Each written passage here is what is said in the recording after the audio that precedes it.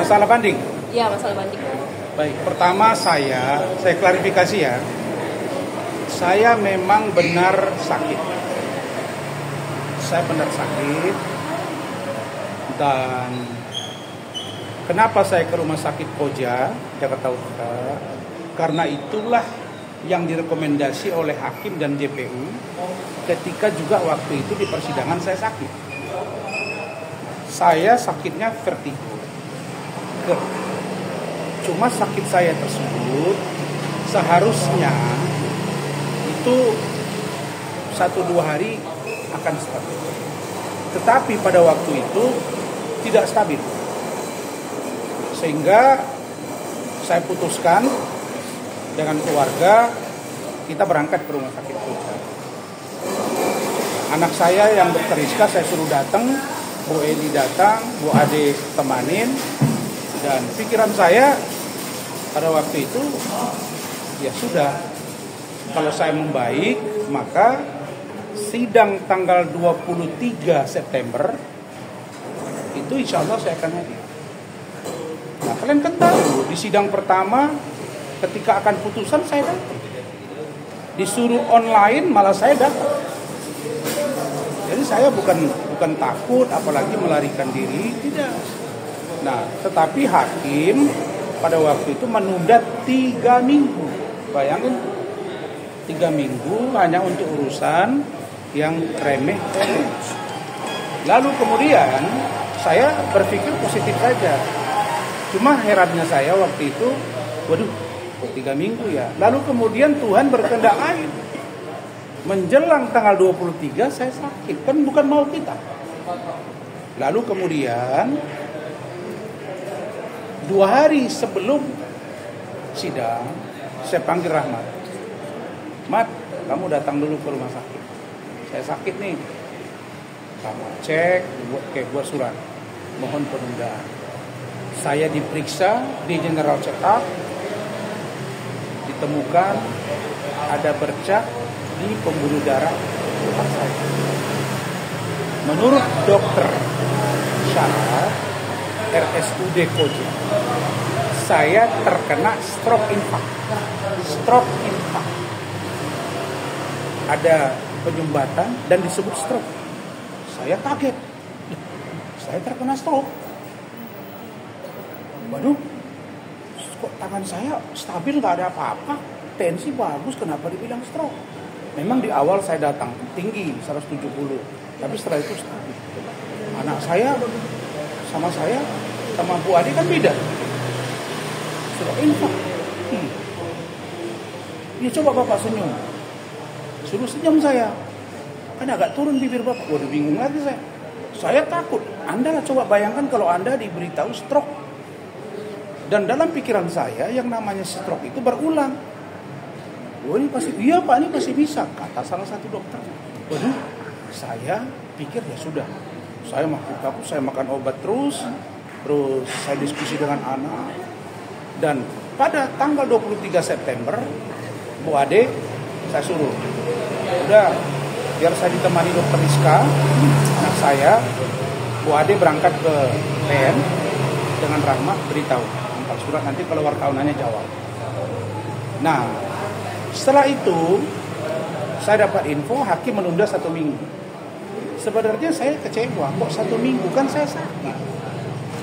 Tapi sudahlah, saya berpikir mungkin hakimnya masih marah, masih emosi, dianggap saya ya membuat tidak nyaman. Ya saya maklumi aja. Tapi cerita ini kan cerita sakit. Lalu kemudian hakim memerintahkan JPU untuk memeriksa kesehatan saya. JPU datang, namanya Pak Ari Sultan. Pak Ari Sultan datang, dia lihat saya memang dalam keadaan tidak stabil. Dan di situ ada Ibu Eli Danetti, tim hukum saya, ada Pak Oli Usman, ada Saudara Rahmat Riyadi. Dan saya tunjukkan ke dia hasil dari CT scan saya. Dan saya beritahu Pak Ari, saya harus ke Pinang. Beliau tidak mempermasalahkan. Nanti dikabari ya bang, saya masih ingat. Nanti dikabari ya bang, paling tidak hari Jumat. Oke siap. Nah saya masih berpikir ini masih bisa sembuh nggak di sini. Lalu kemudian 1-2 hari saya tidak stabil, saya pulang, saya cek. Lalu kemudian saya WA-WA-an dan bertelepon dengan Pak Ari Sultan. Tapi baru saya berangkat. Sampai di Pineng, dilakukan MRI di otak saya, periksa semuanya. Dokter Pineng mengatakan bahwa not stroke. Bayangin tuh. Saya nggak bisa salahkan dokter mana dokter ini ya. Not stroke, tetapi ada sedikit bercak di pembuluh otak saya yang sudah menahun, bukan baru, dan tidak ditemukan jaringan-jaringan yang baru yang rusak. Tapi tetap mengkonsumsi obat karena saya sudah muntah mual, oksigen tidak stabil. Di sana juga saya muntah dan sempoyongan. Lalu saya ditangani. Nah, saat di Pineng, saya sudah beritahu juga kepada Pak Ari Sultan dengan tim hukum saya supaya mengirim surat. Lalu ketika ditangani dokter di Pineng, saya dihubungi teman-teman, Pak Rasman, ini coba cek dulu ke dokter Terawan. Saya cari tahu kontak asisten Pak Dokter Terawan, kita komunikasi. Setelah selesai penanganan di Pineng, saya mengarah ke Medan. Karena dokter Terawan menangani pasien di Medan di Rumah Sakit Royal Prima. Dan di Royal Prima itu, ini saya jelasin biar kalian utuh nih dapat informasinya. Di Royal Prima Medan, saya ditangani dokter Terawan langsung. Diberikan suntik imunoterapi. Dan alhamdulillah mulai membaik. Ya sudah, saya sampai kemari. Nah, jadi sikap saya dari putusan dimaksud dengan vonis 1 tahun 6 bulan, denda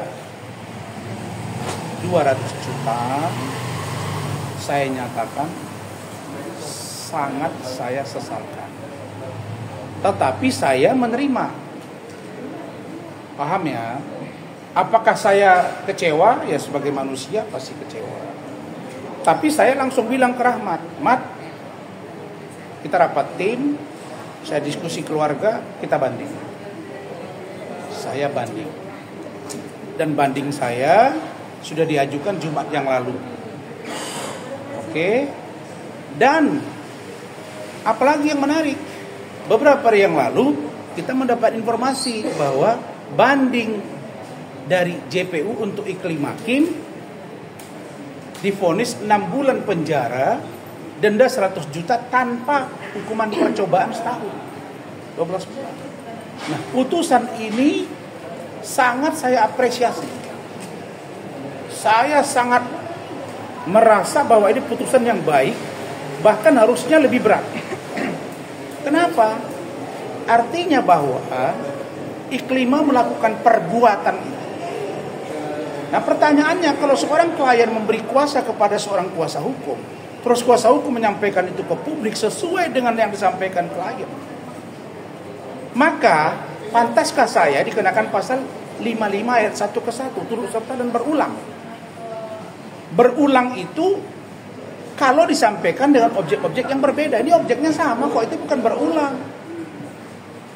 Inilah yang saya sebut dengan, mohon maaf, kesesatan berpikir. Karena itu saya melakukan banding. Kalau Iklim Hakim melakukan perbuatan itu dibenarkan oleh hakim, maka kalau ternyata informasi yang disampaikan Iklim Hakim kepada saya dan saya sampaikan ke publik dengan data-data yang saya punya yang dia serahkan dan diakui oleh dia, Iklim Hakim memberi kuasa ke saya dan dia mengaku dilecehkan, maka harusnya saya dilindungi, dibentengi oleh Undang-Undang Advokat nomor 18 tahun 2003, pasal 16, pasal 18. Apa itu? Seorang lawyer tidak identik dengan klien, seorang lawyer tidak dapat dituntut di dalam atau di luar pengadilan jika menjalankan tugas profesi. Tinggal kita bertarung tentang apakah saya dengan itikat baik. Nah, itikat baik saya jelas. Saya menjalankan kuasa, saya membantu dia, saya memberikan uang, bahkan saya berikan dia baju, kita kita layani dengan baik. Di mana tidak etikat baiknya? Apalagi organisasi advokat saya Pradi Bersatu menyatakan saya tidak bersalah. Kira-kira begitu. Itu saja. Sidangnya kapan? Apa? Sidang bandingnya kapan? Bandingnya seperti apa? Kalau banding sudah nggak ada sidang. Itu sidangnya majelis tertutup oleh Pengadilan Tinggi DKI. Kita tunggu. Bang. Insya Allah dalam waktu dekat nanti akan keluar putusannya. Kita doakan sama-sama. Bang, kemarin abang juga sempat disinggung Pak saat Bang Hotman lagi ulang tahun, abang disinggung-singgung, itu seperti apa Bang? Saya sudah bilang urusan Hotman enough. Saya nggak mau komentar. Dia sudah berulang tahun di satu tempat dengan Maria. Ya saya kira Hotman bilang nama saya Rasmani. Saya kira itu hanya kata-kata biasa saja. Dan saya pikir saya tidak pada porsi membahas dia juga tidak porsi membahas saya. Urusan saya dengan dia bertarung di opini publik, di pengadilan secara terbuka, itu saya kira sudah selesai. Nah, jadi saya yakin Pak Hotman sekarang yang nangani kasus sidang gula impor, sedang nangani kasus Pak Nadiem Makarim, sedang nangani kasus Pak Haritano. Nah, mari kita doakan supaya beliau operasi. Karena saya dapat merasakan beliau mungkin masih sedih karena Pak Nadiem ditolak rapidnya. Tetapi saya kira Saudara Hotman punya cara untuk bertarung di pengadilan. Saya kira untuk urusan Pak Hotman kita tidak lagi perpanjang. Saya akan fokus ke kasus Iklim Hakim. Yang saya kejar sekarang Iklim Hakim dan orang-orang yang melaporkan saya. Oke, thank you. Sedikit Bang, sedikit Bang, aku tadi Bang, yang kasus yang PN Utara yang laporin abang gimana Bang? Apa? PN Utara yang melaporkan abang. PN Utara biarkan berproses dan saya sudah sangat kooperatif, biarkan semuanya berjalan dengan baik. PN Utara itu yang melapor Bapak Ketua PN.